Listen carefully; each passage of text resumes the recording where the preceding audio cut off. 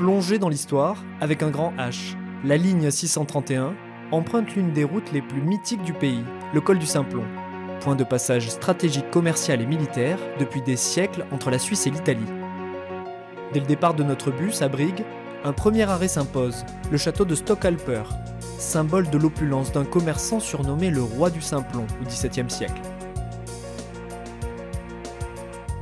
La route dessine de grands virages en montant vers le col, offrant au passage de superbes panoramas sur les Alpes valaisannes.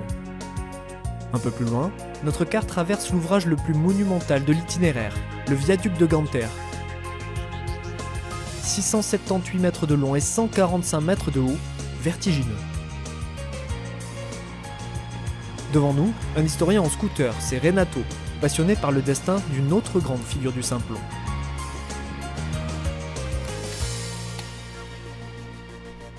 C'est écrit Napoleoni Magno viam istam ponefecit. Si on traduit rapidement, ça veut dire Napoléon le Grand a construit cette route. En effet, en 1801, Napoléon lance des travaux pharaoniques pour faire passer plus rapidement ses troupes en Italie. Et en à peine 4 ans, en 1805, la première route carrossable transalpine est terminée.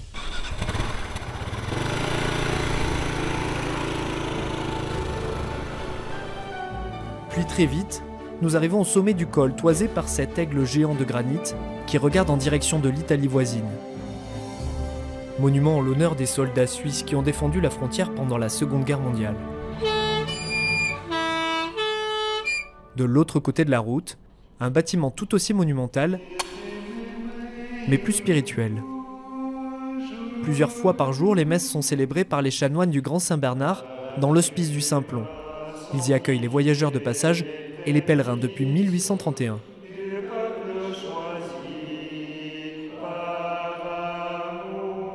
Notre bus attaque à présent sa descente, direction l'Italie. Mais bien avant la frontière, faisons une halte gourmande à Simplon village. Bonjour, je vais vous montrer notre étable. Liliane adore ses vaches et ça se voit. Ça c'est... Corolla. Venezia. Elle les bichonne puis transforme leur lait en fromage dans la coopérative laitière du village. On fait comme ça et on le retourne.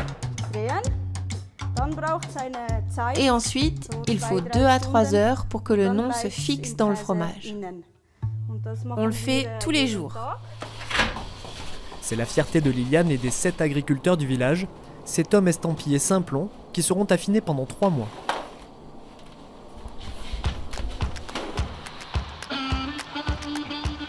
La route se fait ensuite de plus en plus raide, encaissée dans les gorges de Gondo.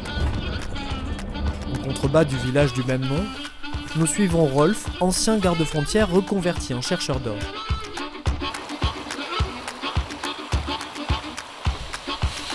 Là, ça c'est un des plus grands mines d'or de la Suisse.